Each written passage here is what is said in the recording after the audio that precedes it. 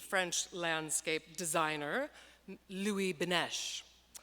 This is just in time for all of us to break into the outdoors. The thunder and lightning we had last night will bring forth green, I am sure of it. And Mr. Benech will inspire you today. And I hope all of us spend lots of time in the outdoors before we convene here again. A big thank you to our partners for their support of today's program, the Matai Botanical Gardens and Nichols Arboretum. A great place to spend some time outside, if I might say. And don't miss the Peony Garden in the spring, coming soon. Let's see, on with our supporters. We have Deborah Silver and Company. This is the Detroit Garden Works. A wonderful place to go and find things to put in your garden. I was there yesterday and absolutely amazed. And the Cranbrook Center for Collections and Research and Michigan Radio 91.7 FM.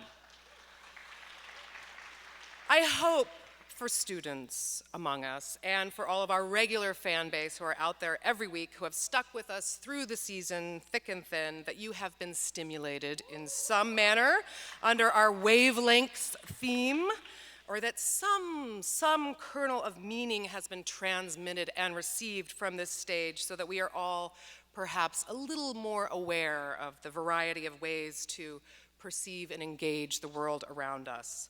Back in September, in the opening lecture of the theme season, I said, you know, we are each our own transmitters and receivers, so go forth and be the antenna that you are. Being the last lecture of the season, I have some folks to thank who play the very last. And there's lots to be done, students, in the next few weeks, so you will be busy. A big thank you to folks who play a big role in making the series possible. Of course, our series patrons, Penny and Rose Stamps. Always. And our home, where we live at the University of Michigan, the Stamps School of Art and Design. Yeah. And I really want to thank all of the students and the faculty who help in hosting these speakers each week. I want to thank everyone who has ever sent in a speaker nomination, and if you haven't, you can still do so. Either email me directly or go to our website where the speaker series listings are. There's a nomination tab where you can send in information about who you want to see up here. I very much want to thank everyone at the Michigan Theater, our city's gem that we get to be at each week. Truly a delight. Extra special thanks to our organists, the managers at the front of house, and Walter in the booth, and Rico backstage, who are our faithful crew each week. Carl Green for his lovely graphic designs he does for us, and Ian Lyons' crew with Intervision webcasting, who capture and archive all of the talks. So, while we're on hiatus, you can catch up on any of the series that you've missed, or review your favorites, pass them to your friends. They're all available on YouTube, or they're also on the Penny Stamps channel at play.org. Very simple. So, check it all out, and I'll look forward to seeing all of you back here in September. And though the new season is not yet announced, you can look for that online and in your mailbox. Usually about July, end of July, that'll go up on our website or on our Facebook page. So stay tuned for that news. Due to the theater schedule today, we will not be having our regular Q&A, so apologies for that. And now just a little background on our guest today. We have renowned landscape designer Louis Benech, who came to gardening and landscape design via a real love of plants. He's created over 300 garden and park projects, both public and private, stretching from Korea to Panama, Peru, Canada, the United States, Portugal, Greece, and Morocco. He's carried out some projects including the Tuileries, the Elysée Gardens, and the Quai d'Orsay in Paris, Pavlovsk Rose Pavilion in St. Petersburg, the gardens of Achilleion and Corfu. He's also worked for organizations such as Hermes, Axa and Suez. With each of his projects, Benech aims to achieve a harmony between the new design and its architectural and natural environment. He combines a wish to create an enduring and aesthetically pleasing garden with a desire to respect the site's history and ecosystem while also considering its future upkeep. Very important. At the heart of his work is one simple idea. A garden is an artificial construction with elements of nature, which has to bring pleasure to those who experience it and bring them a break in their life. A recipient of the Chevalier of the Légion d'honneur and Chevalier des Arts et des Lettres, Benech is now working at the Palace of Versailles on a contemporary garden for the Water Theatre Grove. Please welcome Monsieur Louis Benech.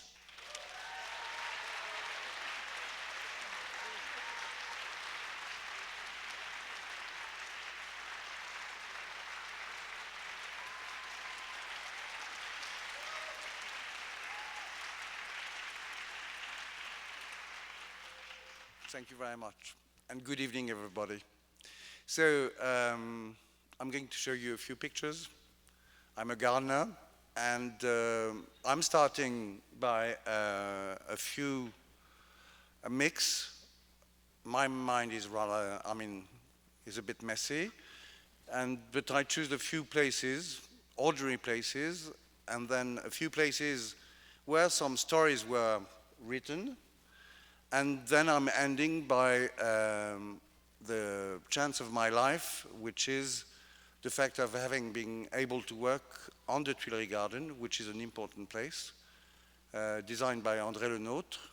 And today, much later, having been chosen to do a small grove in Versailles on the site of an historical place, which was Le Bosquet du Théâtre d'Eau, and which is a funny and strange story, very intimidating. So, let's start. Come on. Oh, it's always the same story. I think I will need help. Don't laugh too much, will you? Boys. That's a good start, isn't it? No, I was telling you I was a gardener, but I'm not very good at computer. Where should I press? Don't laugh at me, please. No, here, I was told. And then I need you again. Okay. To go forward. Yes. Okay, that was back. Right, so I'm starting by a garden in a famous French place, which is Saint-Tropez. And the way I intitulated my talk is about just watching and then doing. And this place, the house is not very interesting, but it's on a slope with a very, very nice view. And on that picture, actually, you had cars just at the base of the house. And so the way I just worked was to try to send the eye to the church of Saint-Tropez that you see in the foreground by just creating a hedge on the left and just looking at the place. And on the right-hand side, it was going up the hill, and I just redid what is very conventional in Provence, which are what we call restaurants, which are terraces. And you will see a few pictures of that. That's the sort of first terraces, which is just above the plain grass green, and which is not box. And this is a very early spring picture. But there is other plants coming through that clipped story.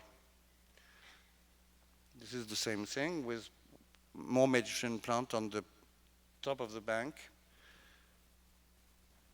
And we will see a bit of the pool you saw on the first image. All the pictures are in front of the house. None of the pictures are at the back where there is the swimming pool, and which is less interesting because the view was the main thing. So this pool is exactly in the axis of the church of the village. And again, I've been using that Myrcene africana, which is a a funny plant which is quite close to the boxwood, and agapanthus. The lower level of the garden is a more jungle-like garden, and then there is 3 walks after the pool. This is the lowest walk. This is the highest one, which is just a yellow walk, again in between walls, terracing walls. And this is the central one, which is the white walk. And there is a few plants, very little blooms. There is some neriums in bloom during summer. And those are just Petersburg, helichrysum that you use in hanging baskets, and miscanthus. That's again the same yellow walk on the other side, ending on a little gazebo with yellow climbers on it. And this is on the right-hand side of the screen, the same walk that you saw well clipped, but with the lavenders and Pavlovsk during summertime. And of the garden, where I kept the vines which were there. And another picture of summertime. And the top terrace is where the olive trees are planted, is just turned into a wild field with native plants, apart from added esculsia from California and a few Germanica irises. That's a more wet garden, still with the sea in the foreground, which was planned. It's a small garden, but which was planned for summer, because it's a holiday place in Brittany. And it's facing east, and it's in Dinard, which is the city facing Saint-Malo that you have on the other side. This is one of the pictures of the highest level, which is just a small orchard with 2 main plants that we will see later a bit better. A funny mix made mainly for summer, again at the lower level of the garden in front of the house. And this is the top garden I was talking of, with, you can see a trunk of a fruit tree. There is just apple trees and apricots. And the 2 plants which are there are just hebes and hydrangea. Both of them are summer flowering. One is evergreen, one is deciduous. And there is very little herbaceous, apart from the acanthus. You see a few crocosmia bulbs. But there is very little plants needing a stronger upkeep. That's another place where the principle of the garden, it's a hotel, made in a very, very lovely place. And so there is stupid elements like in hotels, like a swimming pool. And but I wanted to keep that place, which is in north of Ouarzazate, for the one who knows Morocco. After the Atlas, in between the anti-Atlas and the Atlas, it's rather raised and it's rather cold place, but some date palms are growing. And the principle was to keep that swimming pool, which is a long canal ending in a square shape, thing inspired by Muslim gardens,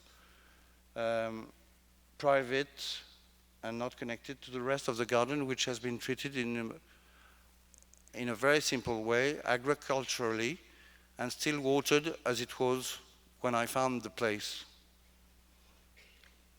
This is the swimming pool, as you see, with a walk behind it and a wall. And actually the gardens are on the left of that picture and on the right of the swimming pool. And this is the left garden, underneath the bigger old Czar. This is a garden which is in the north of the house, which is again a sunken garden with just raised walks in it, which is very traditional. That was kind of invented, but I had a lower place there. And I planted some Peruvian trees, which are happy there. which are that false pepper. And this is a spring picture with the acanthus in bloom, but in summer in Morocco they are losing their leaves. And so in fact you have a carpet of clivia, which is for you an indoor plant, which are winter blooming, to have evergreen leaves during summertime in that place. So there is just 2 plants.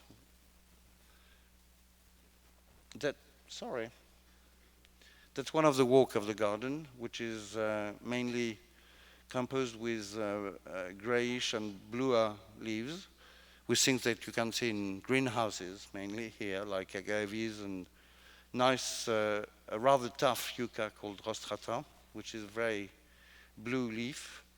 And there is a few blue flowers that you don't see on the picture, which are plumbagos. That's the kitchen garden, a tiny garden where they are growing fruit trees and everything. The hedges are made out of rosemary. That's another walk, which is more leafy. But the main thing I was telling you is that water, that irrigation story in the few places of the garden which have been kept as filled with crops.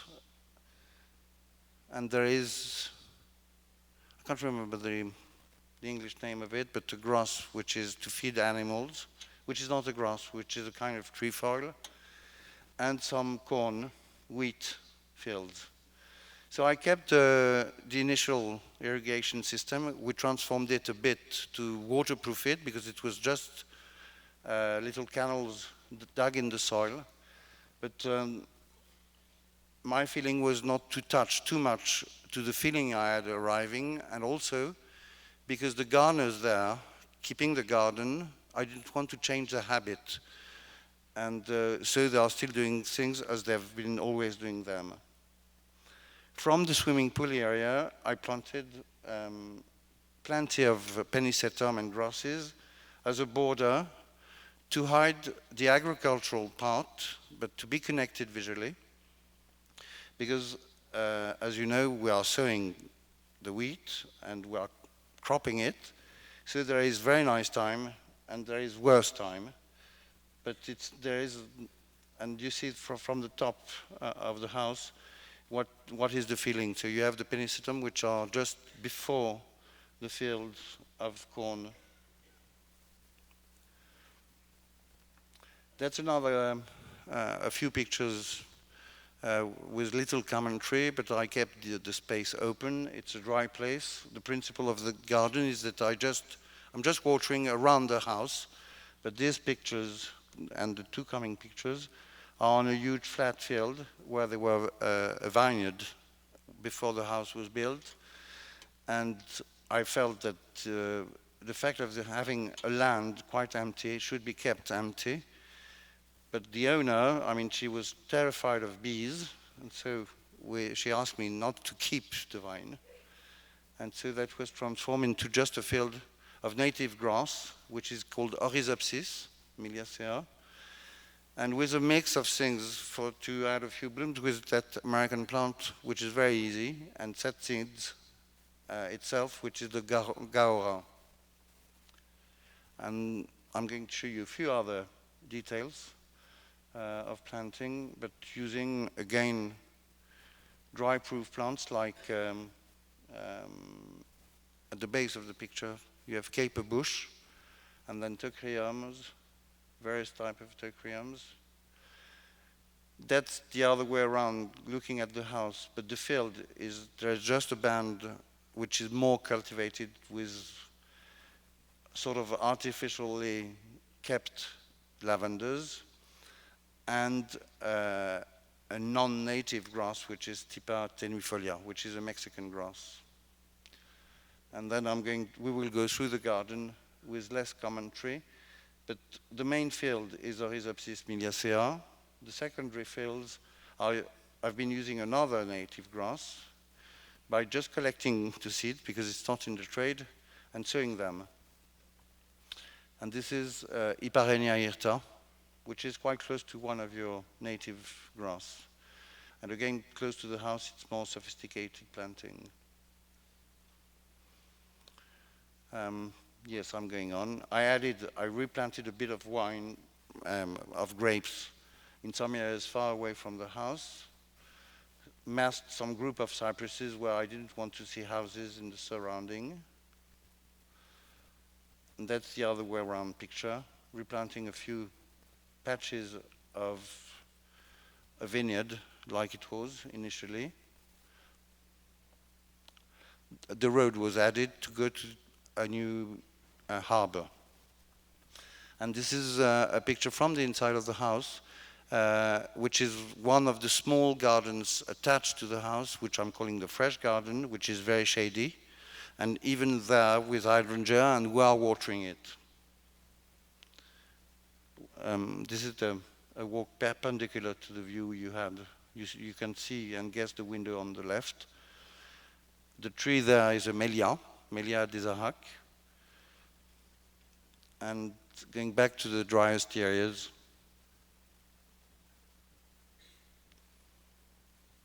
and that's a picture of the house, which is more bright with bougainvillea, which are just clipped along the walls. I'm going to show you now a garden which is closer to here, which was a farm, where the principle was to change the access and also to keep the feeling I had initially. You can see probably better than I do. I can't see it. How it is on the picture. That was the initial access. It was pushed there, and I'm going to go on working there, and I'm going to push it here now and recreate another orchard. It was just to enjoy that place, which is just apple trees. And the way I've been working in a very simple way was to add walls of low maintenance, keep that orchard feeling, adding one here, and creating a long separating garden in between the houses, which is composed just with boxwood hedges, but which is a long rose garden that I can fence during winter time because of the deers. So the fact of the deer, the fact of not wishing to transform that place too much and keeping all the fantastic elements which were there, like the dogwoods. This is a picture on the left of the rose garden, which is a long walk with roses and peonies on both sides, and which is very easy to fence. It's an element. The right-hand side picture is close to the guest house where the cars were. It was a graveled area underneath the maple trees. And those are just pictures of the apple garden where we replanted the younger ones, which have been growing. And you see that there is a few older ones in the background. And the fact of keeping walls, just adding a few things on them sometimes, and adding walls. The place where I added walls is to make a sort of gentle fence in between that additional orchard of magnolia. There's just one plant, different varieties.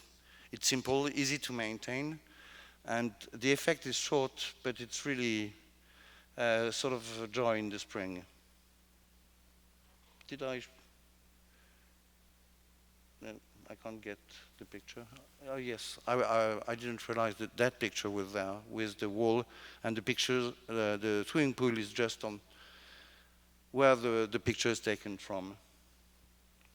Now I'm going to talk to you of places where an history was more written than in the previous places.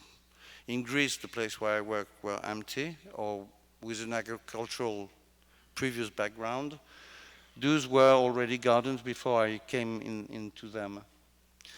I'm starting with a story where it's not an historical story, but I'm showing it, which is Villandry, which is a visited place in France, and which is a early 20th century garden in the way it was totally created. At the time, Detroit and New York City was booming, and inspired by Androuet du Cerceau, who has been doing who designed all the French gardens of the Renaissance at the time. And there is the kitchen garden with that with that place which made Villandry famous, and 2 higher terraces with a canal. And those are pure fantasy, but an historical taste made by the owner of the place, called Joachim Carvalho. And in his initial design, so that is the sort of pseudo-Renaissance bit, and he redid an 18th century part with that pool.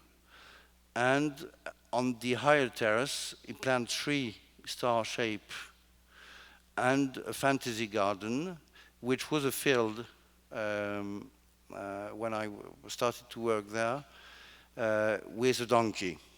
And actually, all the maintenance of Villandry is based on clipping boxwood, pruning fruit trees, and planting annual plants, which are mainly vegetables and a few flowers. And there is tons of gardeners, because there are 12 gardeners, which is quite exceptional. But they had some lower time in the time which were not the pruning times, not the planting times, or the deplanting times. And so we added a huge herbaceous garden here, placing back the grandfather's design. And the only thing I've been doing myself here was to fill them with the plants which were not present in the garden, but trying to work for the season of the visitors coming in. So in springtime, there is things which can grow here. You see there is not yet the leaves on the trees, and this star shape you saw is called the sun garden, and the garden before is on clouds. It's the higher level of the place, and I just choose 2 color schemes, one warm, this one, with the summer blooms here, with your wonderful red bechias, and there is a mixture of plants coming from different places, but trying to make the garden happy, with plants which are settled and which are staying in the garden, as any good perennial gardens. But there is a few shrubs. As you can see, there is a bignonia, which is used as a standard at the background, which is a summer bloom, Copsis. And these are pictures of the cloud garden with white, grays, blues, mauve. That's another place where I worked. I've been working there for the last 30 years of my life, regularly, and I'm still working there. It's in the forest, quite close to Paris, called Rambouillet. It's Louis XIII house, small house, and so you see the main axis, which is on the left of the picture, the garden.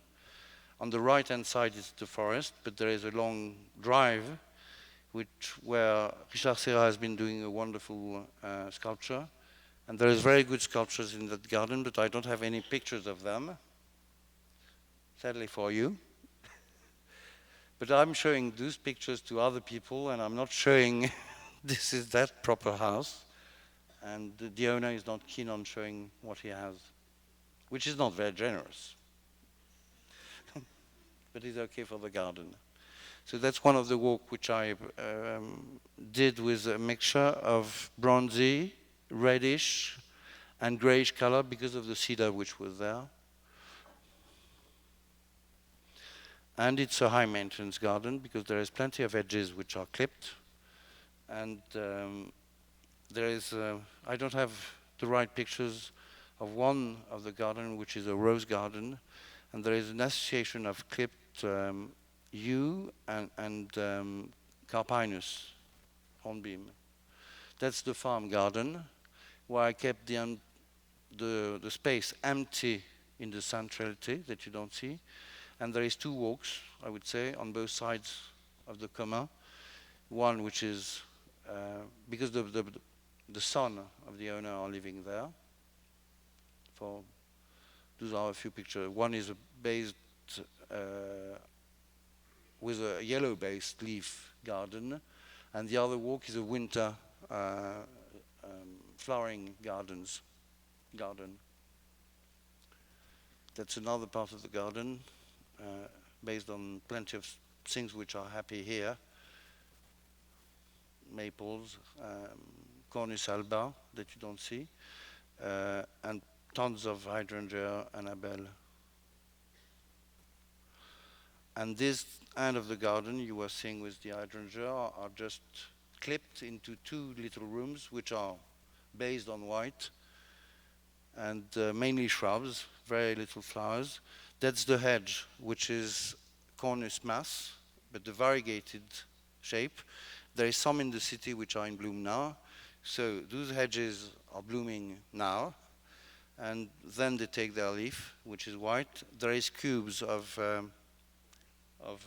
yew to mark all the deciduous hedges, which are low, so you can see the gardens which are on both sides. I mean, on the left side there is a full garden with that divine American Cornus alternifolia, but the variegated one, which I love.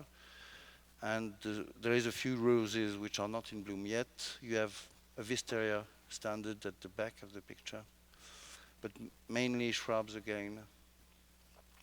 And that's the main part of the garden, which is on the right-hand side of the axis, and where the sculptures are, and which is just a meadow with walk leading you to the sculptures, which are, there is a very nice Henry Moore, there is a fabulous, huge concrete Picasso, and the placing of the sculpture was a bit difficult, not to be sure that you would see just one sculpture in the vistas, but not two. I didn't want that space is big, but not that big, and I saw that conversation can be good, but Chilida was wishing to be there when he was commissioned to do a statue, but it's difficult sometimes. It's good to keep people lonely. And this is the hedges I was talking, where there is a bit more on the left-hand side, a bit of deciduous things, and the design, which is in front of the house, in the axis, is repeated and goes into the forest and disappear in it. And that's the only picture which is connected to you because of the snow. That's another place which is where, when we have snow in France, where there is snow, it's a late 18th century house, which is placed on the plateau of the Sologne, and it's just where the land is falling down to the valley of the Loire. And so that's the plan. You have the house which is there, the drive to go to the house, and all this area is the lower level, which is wetland. Sources are coming out of just underneath the house, and it was very wet. It's less wet today because of all the fields and because they started to grow corn in Sologne, which is not a traditional area of to grow corn, but they have been drilling plenty of forage to water that, and there is less water.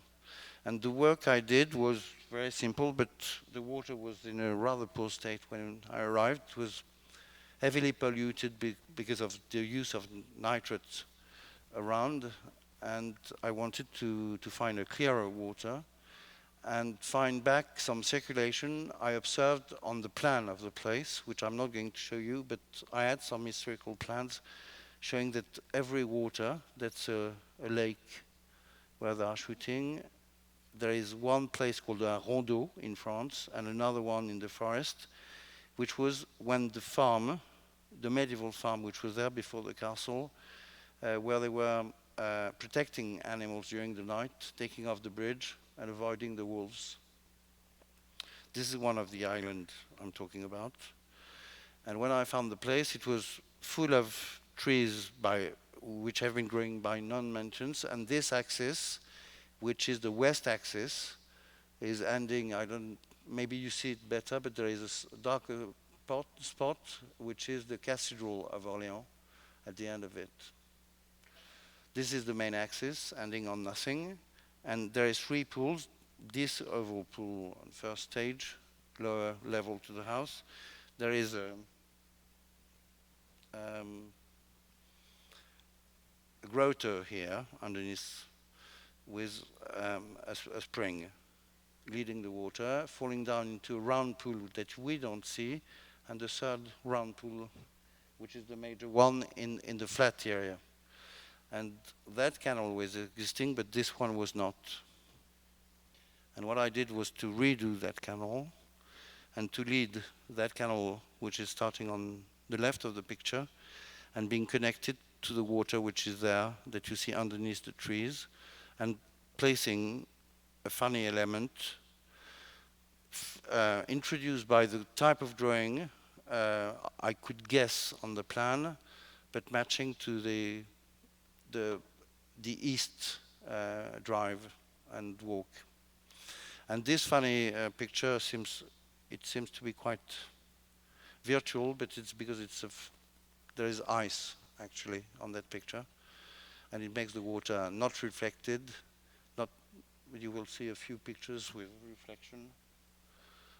This is without ice from another point, and you see the connection I was talking of. This is ice. I've been sending somebody to take some pictures that day, simply because of the snowdrops, because the house is on the top of the hill, and there is two wood on both sides of the house. And another little work was to take off the shrubs which were there. That's the house facing the pools. But on both sides, right and left-hand side, there is carpets of cyclamen during late summer, and infinite carpets of snowdrops during winter time. That's the entrance of the house on the top of the plateau, and you feel a kind of gap behind it where all this design was made. And that's a recently planted kitchen garden in the wall garden. When I came there, the previous owner were growing Christmas trees there to sell them. But we read it in a very conventional way. But in a very, I didn't want to make it too fussy, so there is a mixture of vegetables and flowers together. One of the cherry tree was there, but all the other fruit trees have been replanted. You don't see them, but I used something which is very French, which are cordons of pommier. The standard are pear trees, and we go back to more serious stories. And those serious stories are, the first one is the Tuileries. The way I arrived in the Tuileries, I was a gardener working in Normandy and designing some gardens for a few persons, but I had first to maintain that garden. And I worked with a friend of mine called Pascal Cribier, and he was ambitious. So he heard about the Tuileries competition and was wishing to participate. Actually, the team was kind of chosen by some advisors of the President François Mitterrand. And the name of Pascal arrived, and Pascal and myself, we had done a few years before a small project which never happened in the Beaubourg Museum, because a curator wanted to do an exhibition on gardens. And so that funny story pushed me to do a design, being a gardener, which I forgot. And the day Jean-Paul Pigeon offered a list of people to be contacted and to be checked, we were part of the team. And so I've been involved in that story because of Pascal. And but that has changed a lot in my life. I mean, from weeding and digging, I had to move to Paris. And so I'm going to talk to you of that place and being a bit boring, but explaining you a few things before showing you what we did. So that's the Lenôtre plan. Lenôtre worked in an existing garden, which was made by Catherine de Médicis, which was a walled garden, but of that size, roughly. The house was there. And in the Catherine de Médicis time, it was like the Androuet du Cerceau and a bit like Villandry. Equal, all the walks were the same size. And she had 2 square pools here, which were for the trouts of the house.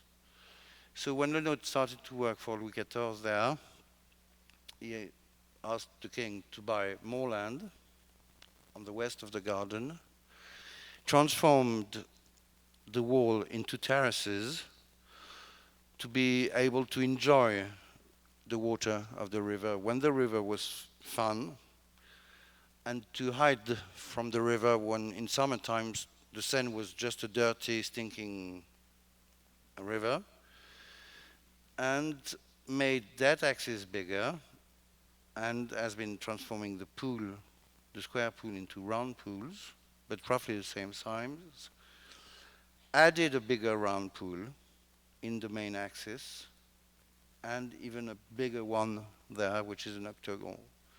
And when he pushed the garden, the garden was ending with a round shape here called le mur de l'écho, the echo wall. But he opened it. That was not an entrance, as it is today, but that was a ditch. And it was just an opening in the 2 terraces. And you could go riding horses up by 2 ramps along those terraces. And so he has been giving a hierarchy. He has been starting to work on the fact of increasing the size of visual elements seen from the house to make that long distance shorter. He has been placing that first pool, which is an important addition because then it does a triangle here, which is existing in the Lenôtre's garden only when he was working for the king. And it's that triangular shape is significant of the Holy Trinity and the fact that the king, like all the kings, were there by thanks to God, the droit divin, and they were not elected. And actually, Louis XIV was king at a very, very early age after Louis XIII's death. And we had a period which was real trouble in France called La Fronde. And that is very seeable also in my last story, which is about Versailles, because he had no childhood. He was brought up by Mazarin. But everywhere he has been doing things, he had to say, I'm the king. So there is that triangle. The funny shape here is that you see that the design is asymmetrical. Again, from the house, you had a little quantity of sand before the pool and a bigger quantity of sand after the pool. So you had the feeling that this sky element, water, was placed in the center of something.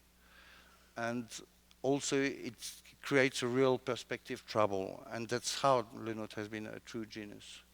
So if you remember those elements, now we are going back to the way we found the garden. No, first of all,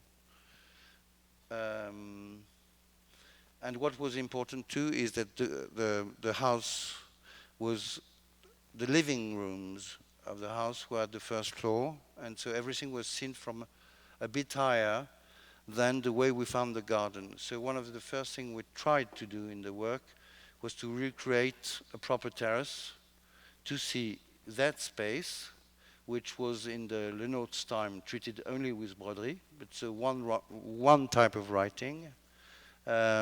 And we went, and that's the actual situation with the terrace. You don't see the steps. but we are looking at the garden from a higher point of view. And that's the axis, you know, ending by the Arc de Triomphe, and which is ending, going on to La Défense, which is a sort of new skyscrapers area, but that axis is ending in the forest of Saint-Germain, which is another royal place, which leads to the castle. So even without seeing it, things were designed in a huge, huge scale. So that's how we found the garden, roughly, for the competition. And you see the pyramid was not existing. The roundabout made by Pei was not there. The written story here was made by an architect after the castle of the Tuileries was burnt and disappeared. And Le Fuel, who was the architect of Napoleon III, added, I mean, on the Le Nôtre space, kept the pools, of course, but added a ditch and made that part private, transforming the sort of formal design which was there. And those gardens were called des jardins réservés, so they were the public, which has always been allowed in the Tuileries, was not seeing the emperor because all that was shrubs. And so all what Le Nôtre has been inventing disappeared, and the way we worked was to try to find that initial broderie space as being with one writing. It's not anymore broderie.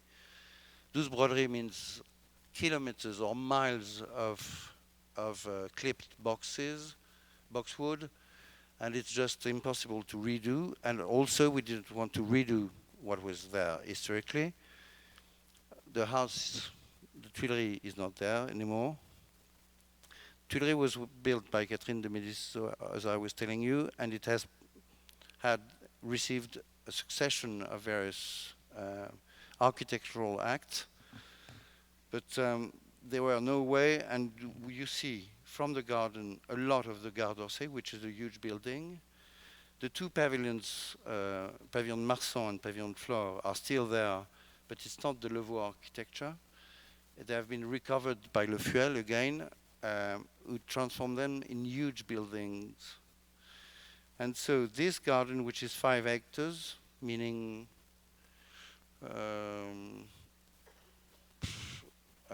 15 acres, I would say, which is a rather big place, looks quite small in the site. So the main thing was to refine a way of circulation and being able to re-uniformize those gardens and creating a terrace. So we have been digging all those areas and to make them sort of flatter. So those pools went lower, and you will see on the pictures what it gave, because we kept some of the 19 informal planting trees. We added some there to do, again, one story. We didn't touch a lot to what is called le grand couvert, where the trees, which were mainly horse chestnut. What we redid is that we worked by entities. It's very difficult to work when you have a line of trees, and but the way we worked was bit by bit, by cutting totally a line of trees. On that picture, you see that we took down the chestnut which were there. You will see later on some pictures of younger trees. But so we took off a lot of trees, but none of the Parisians during the time we worked had the feeling that we were touching to their garden, because there is enough trees so that you wouldn't see the one which were falling down.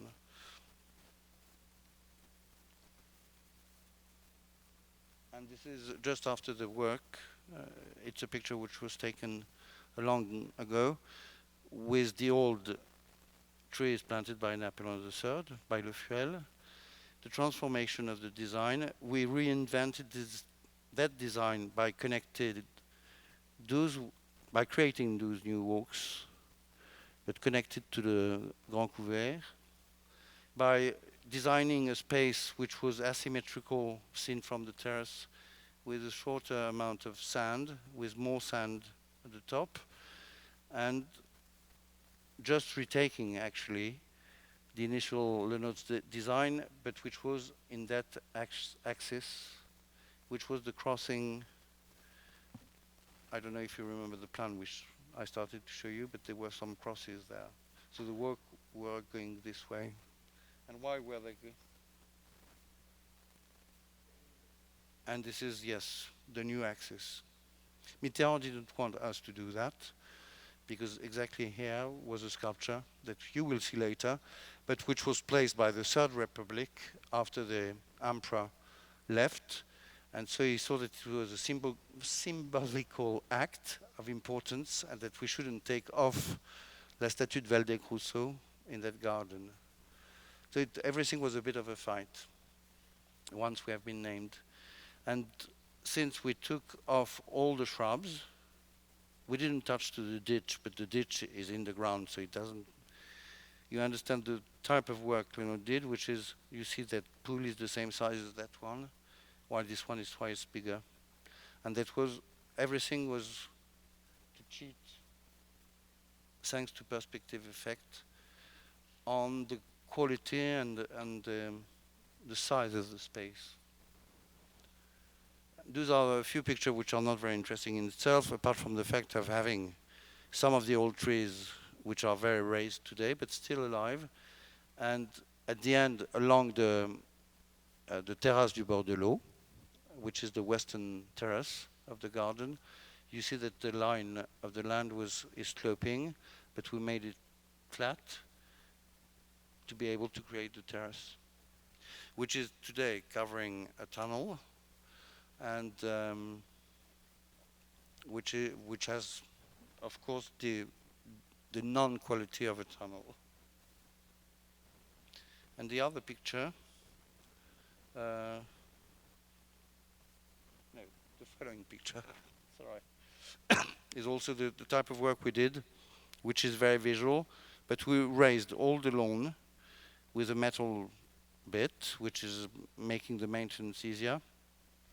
We made them like cushion, a bit fluffy, to grab visually when you're walking in the garden the maximum of sand, because it's a very mineral place. It's a huge place, very mineral, but we had to keep it mineral at once. It was kind of history.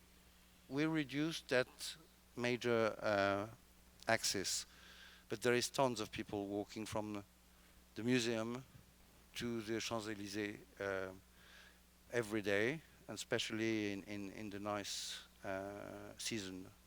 And the other thing is that we created a design of beds with walks in it. I don't think I have any picture, but to make the maintenance easier. And I mixed there for the first time in that garden herbaceous to the annuals. Those were annuals bed long ago, but summer scheme. Without a drop of white flowers, because there is enough white in that garden. And the purpose of our work was to try to, in that funny place, to go back to a more gardenesque atmosphere and a more fresh atmosphere than it is, and it was even.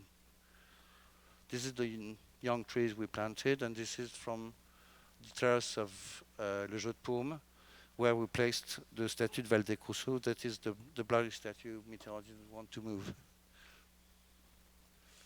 And I'm reaching Versailles, which is a story I'm doing at the moment. It's not yet totally finished. And again, I'm going to go through the same process, which is to explain you what was the history and the way we worked, or I worked there. That's the geographical situation.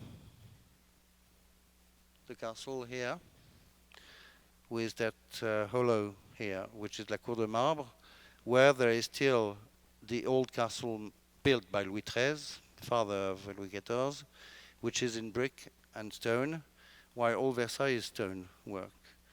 This is Le Parterre du Midi, above the orangerie, with the parterre de l'orangerie. And there is the pièce d'eau de Suisse. And this is the main axis with the level of the parterre d'eau. And from the first floor, which is again the living place of the Galerie des Glaces, you don't see La Tonne, but you have that place and you just see the water, the green carpet of what we call the tapis vert, and then the Grand Canal, which is ending the perspective. And all the work of Lenotre is incredibly interesting because, again, when you are reaching that point, you are discovering that. So, again, you're discovering something. So you are pushed to go further on. And if one day you go to Versailles, you will stop here. It's rarely explained, but you see that mix of green and sand in one proportion. It's a short distance. And then you have the slope of the tapis vert, and it's exactly the same proportion. And then at the end of it, you have the water of the Grand Canal. And if you are a bit under something, because of the slope of the grass, you have the feeling that the water goes up. And it's absolutely extraordinary. And it's 1, 2, 3 again. As there is 1, 2, 3 pools here. So that's the situation. Oh, no, I talk about the place, but so that's the place where I'm working. And what is interesting in that thing is that there is a Louis XVI grove, bosquet here, which is called les Bains d'Apollon, the Apollon baths. And that with a wonderful grotto designed by Hubert Robert. And so that was done by Louis XVI, destroying the work of his great-grandfather, Louis XIV. But it was already les Bains d'Apollon, but with metal structures to cover a fantastic statuary, which is copies of antiques which were there when, at the beginning of Versailles, they needed water for the pools, and so they added a reservoir on the top of a place called La Grotte de Tétis, where all the statuary, which has been sent by Louis XIV himself in that bosque, kept by Louis XVI in that bosque, in the grotte, but that's still an historical place. And the other thing, and I'm talking about that, is that bosque, which has been restituted historically by the architect en chef des monuments historiques, looking on the garden of Versailles, exactly as it was, they say. And that was restituted with American money, and that restitution costed a fortune. There is a few pools, but to do it, they have been destroying the archaeology. And Versailles has been, and in the mind of that architect, who is working for the last thing, working here, restoring, where am I? Here.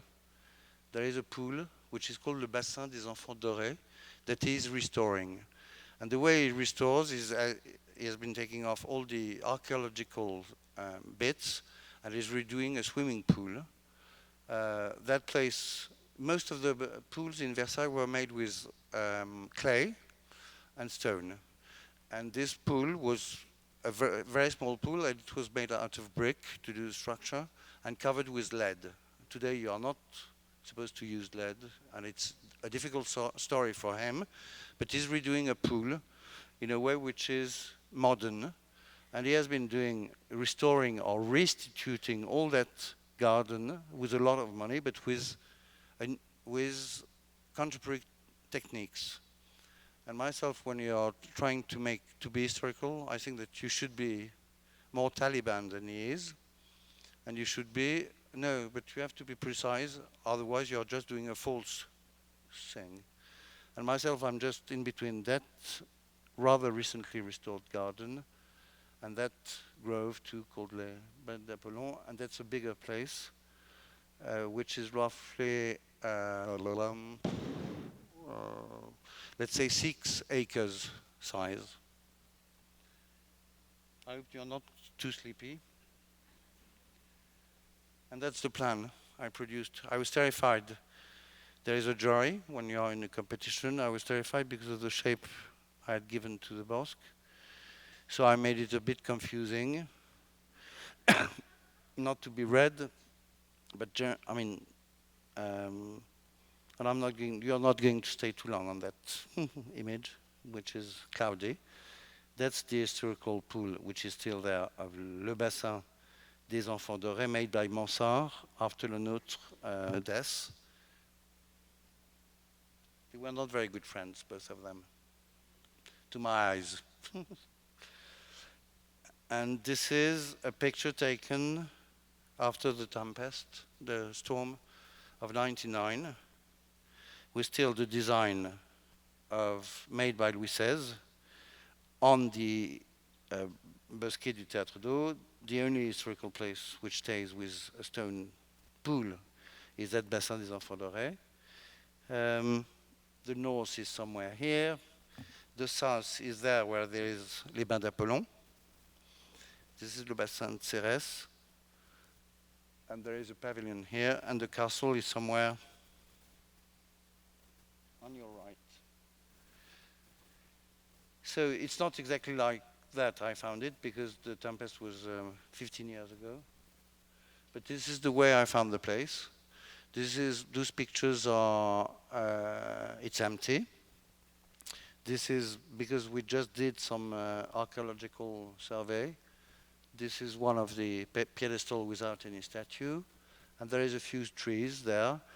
And this picture is taken in the lower part of that slopey garden. There is 7 meters in between the south and the north of the garden, and you can see the roof of the chapel of the house.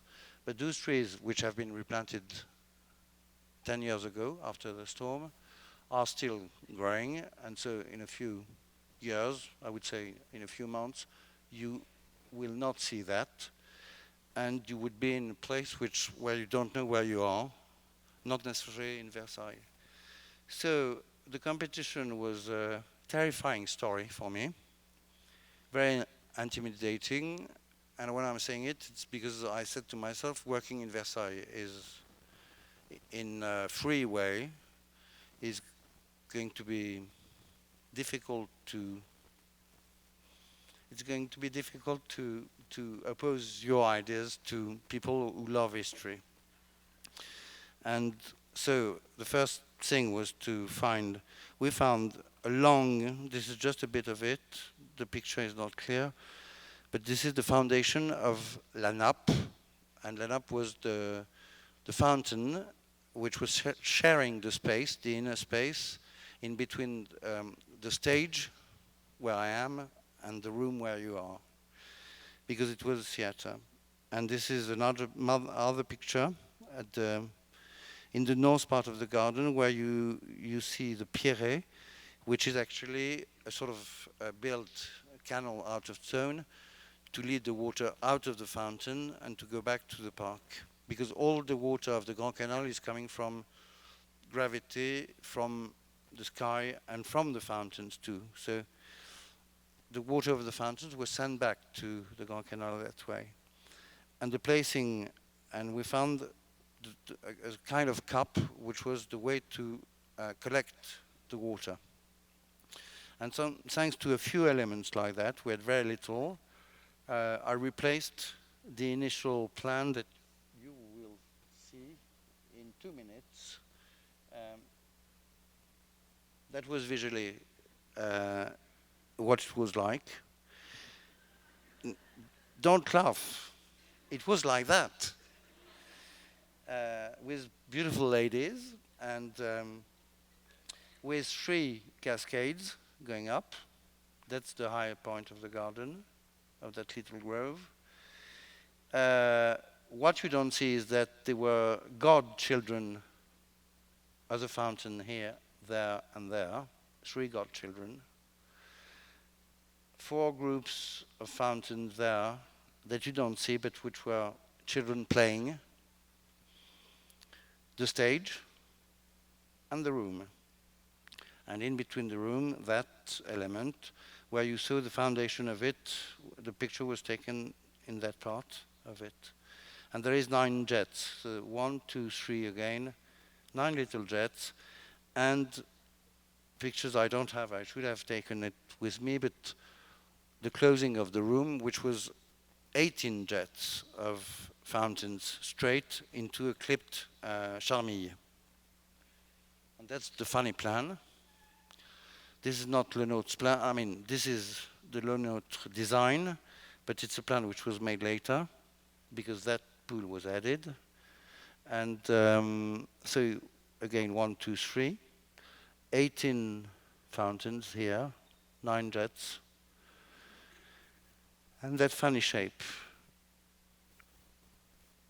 And so now you will try to remember all those pictures to see the Idiot's plan, but this is a working stage showing you the old plan you just saw with the 3 axes of cascade called les goulottes, with the placing of the children, the godchildren, one there, and one here.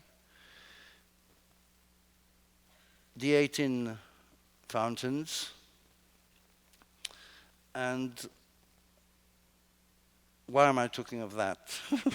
I don't know, but anyway, this is to tell you that the way I decided to work there was, apart from the analysis of the fact that I wouldn't see that I was in Versailles, for probably the first and the unique time in my own personal work, to work with concept and to try to replace in a new way, in my way, all the elements which made the initial Bosque when Le Nôtre did it.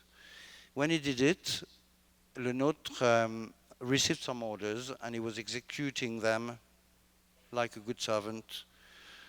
For Louis XIV, no one was giving him orders when he was working on the main perspective, but for the Bosque, which were playgrounds for the king to receive his court and to impress the friends, everything was built in a way which was supposed to be ephemeral. So it was rather bad quality.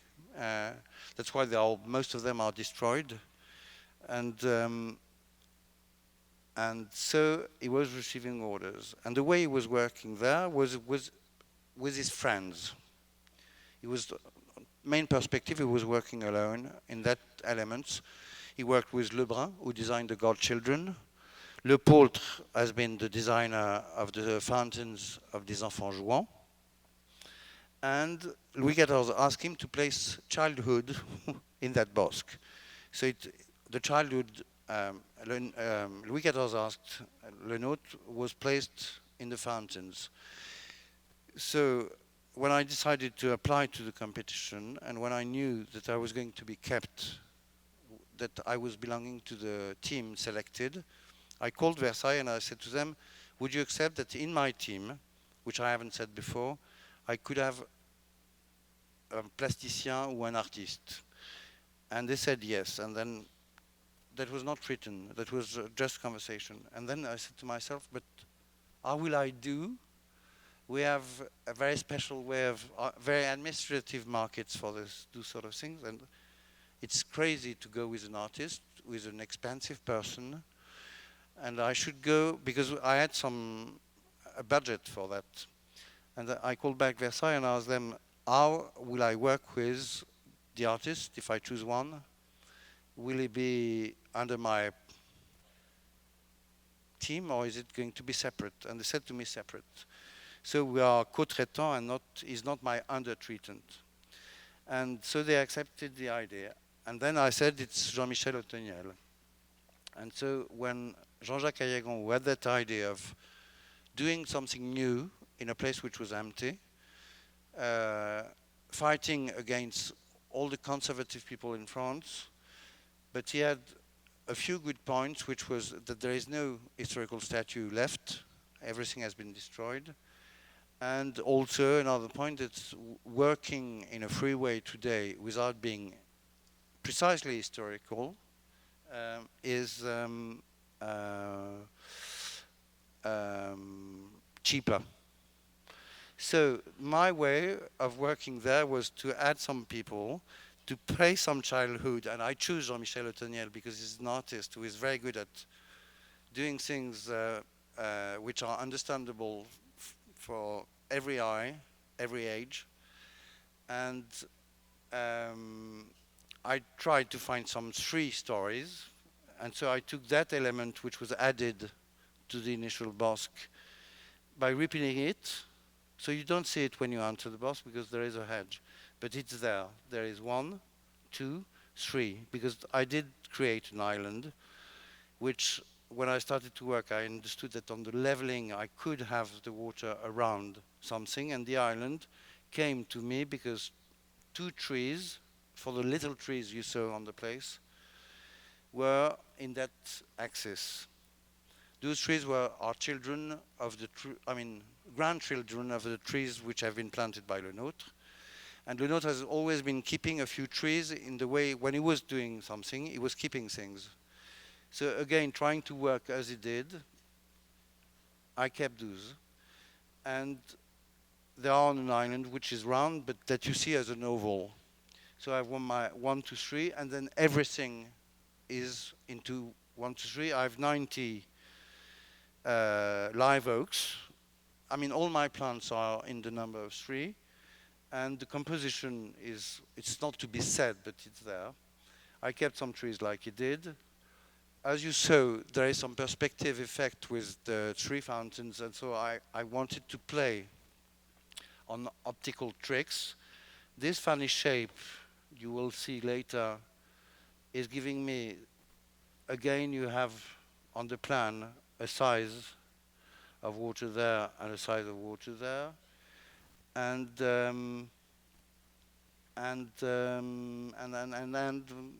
that's the way I worked. So where we are, I'm going on telling you a few things about the trees, but which are, as I told you, those are going to be the fountains and the godchildren. They are used evergreen and yellow. I have plenty of yellow leaves, but which are just spots where people are stopping. And I have 90 evergreen oaks there. Those are the hedges which are very spiny, with brambles, hollies. And those are the ground covers, not very interesting, but with things which are growing well here too. And Jean-Michel has been working, again, when I told him where I wanted the fountain to be placed, he knew it was a theater. He was interested in the way of showing the Garden of Versailles by Louis XIV, which is a kind of choreography. Went to Boston, talked about it, and somebody has found a book of Raoul Auger Feuillet, and which has been writing some dances and ballet for Louis XIV. And so he inspired himself by those strange design to do some of his fountains, and I was absolutely delighted, because without asking him to do such a thing, he has been working on something which is coherent in a Bosque. Again, I have my children's story, because it's perfectly understandable. And so it gives that today. The garden is not yet finished on the planting, but these fountains are working, and the result is absolutely amazing. Myself, I prefer it without the fountains working, because the reflection of his work is fantastic. It's glass pearls. I don't know if some of you know the way he works, but it's really funny and interesting. And he has been taking the blue, which is royal, but we found some piece of glass in the foundation that I've been showing you earlier. So here we are, and that's watercolors I did for the competition. This is the first step. I will go through very fast through the work which has been during last year, I would say, last summer, keeping the tree, placing the island. This is the whole of the Bassins of Audrey, and that's the new axis, while the garden was axed from south to north and from west to east here. And I'm going without any commentary, but you see it's funny shape, sort of not really nice. But that's a picture without the fountain working, but placed roughly. No one will see it that way, but here what I want to see when you are a walker, with the island which is an oval, which is in my axis, and with the feeling that the island is in the center of the water. And I will end by a few artificial picture made by computer, not by me, but which I found quite realistic and very nice, and the dates will be like that, I hope, in a few years. Here we are, and that's, I think it's excellent work, because I'm sure that it will be like that. When you walk around, there is a walk, and then the central room is going to be used for events and things like tonight. And here we are. This is my job.